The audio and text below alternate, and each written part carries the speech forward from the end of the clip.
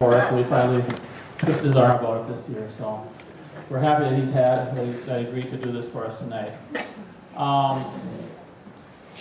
Roger, over the years, has made himself pretty well known as a collector of Mondovi historical memorabilia, and I think we'll let him tell the story a little bit, but he's been at it for about 20 years. We'll let him tell a little bit how he got going with that. I know, just talking to Roger, one of the things that I get kind of impressed with is just his ability to see the worth and the value of historical value items that most people would, and in many cases have already thrown out, that he's kind of rescued in some cases. He kind of has an eye for that kind of thing. A lot of the stuff that he collects, his pictures and his objects, has really helped to tell the story of our community. He's really become a great resource for Mondovi historical pieces, and really kind of a go-to person, particularly for his pictures. Even we have to ask help once in a while from him. In fact, what he does is really a good complement to what the Historical Society tries to do. And I know even in some of the projects I've worked on, I know when we were working on the Central Lutheran Centennial, I was looking for one particular picture, and I called up Roger, and yep, I got it. So it helped a lot with that. And I know you're helping with a group in Durand right now too, aren't you? Yeah.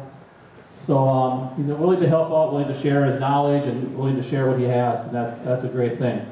So I'm going to bring Roger up here. We're going to kind of do a question and answer format tonight. I've got the question prepared, and if you have questions, I'm sure you all have questions. Be sure to ask. You can interrupt anytime you want.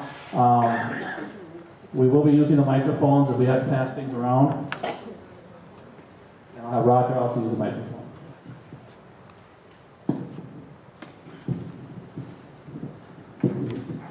So I'm going to ask Roger, just to get going here, how did you start collecting?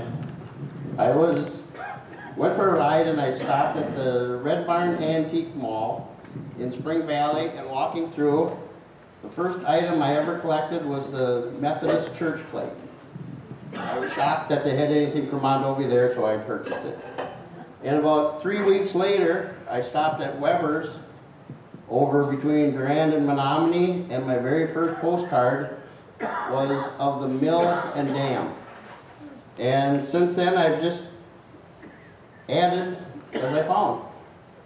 And my neighbor Dave Gruber introduced me to eBay. And that has been, I don't know if you call it a blessing or... It's been a billfold getter, that's for sure. Not for you. No, it's been a billfold taker, I guess, for me. So seeing these pieces of stuff, well, how did that interest you, or how did that pique your interest in collecting things? I really don't know. I just didn't want to see the history thrown away. Okay. Because so many people just throw the stuff away that means nothing to them but means a lot to other people. Well, actually, that follows another question I had down farther. We could follow up on that.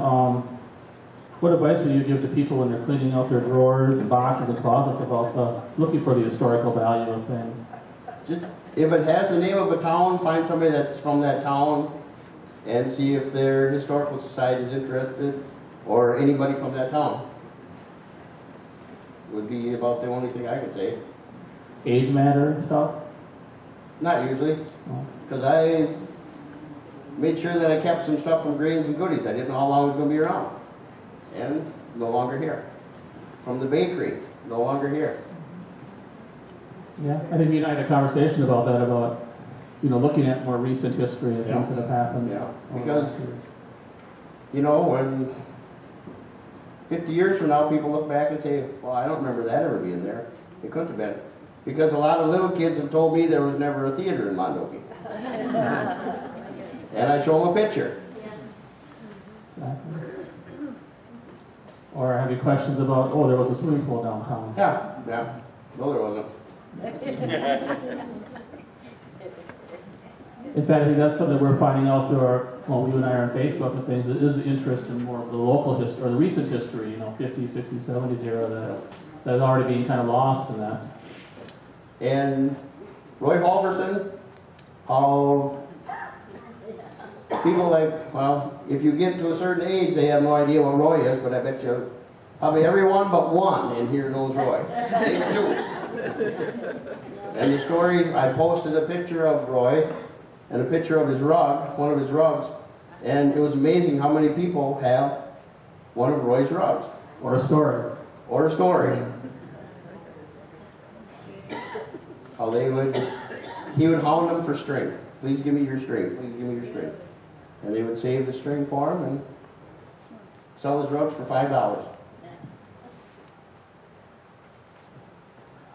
Without revealing a whole lot, how are some of the ways you acquire some of your pieces? Antique stores, eBay.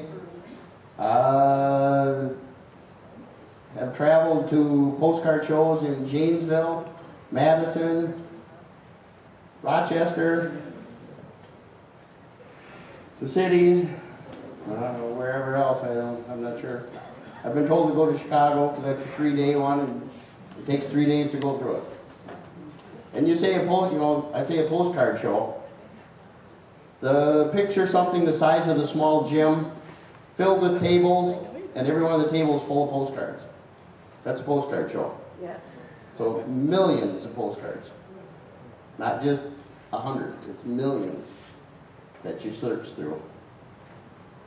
And they're well-attended events? Oh yeah, there's postcard clubs that they have membership for. And Do you bid on things there, or do you just buy no, things? you just buy and try to. You look through this one, and he's got $12 on it. It's like, would you take 10? Some of them do, and there's other ones. If you buy 5 or 6, they'll knock off, $4, $5, whatever. So you just basically go through the book and their stuff and see what pops out. And some of them have it listed by towns, others just by states. And there's some that it's just dig and dig and dig. You said for a while you belonged to a postcard group, Yeah. like a newsletter and things. Yeah, the one in the cities sends out flyers and whatnot. Okay. And I know you use eBay, you mentioned about it. Tell a little bit about eBay. I don't know if everybody, some people are familiar with it, some people aren't. How does that all work? And Ed has a resource. I know. Yeah, I know you do. You just type in, you go onto eBay, you type in what you're looking for, and it pops up, and you bid on it. Some of it has buy now, or some have put your price in, and say I bid $23 on something, Steve's going to come along and I'll bid me $24. And if I got enough time, I'll try to put in $25. And if I have enough time, I'll put in $30. And it's amazing how many people are out there, and the really good ones wait till there's 1 or 2 seconds left, and bang, they go for it. I've learned that now. Yeah. It's been a while for that. But if you got a question on eBay. Do you ever feel that the owner of that particular product that they're trying to sell kind of whams the price up right at the end, or isn't that? They can't do that. They can't. No, if they get caught, they are removed from eBay. They'll set like a floor price. Yeah. So yeah, Steve couldn't sell anything on there and bid on it himself. Okay. So otherwise he'd be removed from eBay. And you get feedback from somebody. Let's say you take 3 months to pay for something, you're not going to get good feedback. And depending upon how things get shipped, I have bought stuff out of Canada and it showed up broken. And it's not covered because it comes across, it's from a different country. I've ordered stuff out of England many, many years ago and I never got it. Luckily it was only a couple dollars. One other question, not pertaining to eBay, but auctions. That is, now you're seeing on auction bills a 10% buyer's fee. For those that may not know what the 10% buyer's fee or 15, would you be able to explain that to us? Not really. I know PayPal, you've got to get charged so much for it. 10% buyer's fee is if you're the buyer and the price is $20, you pay $2 for the buyer's fee. If you use your credit card, you pay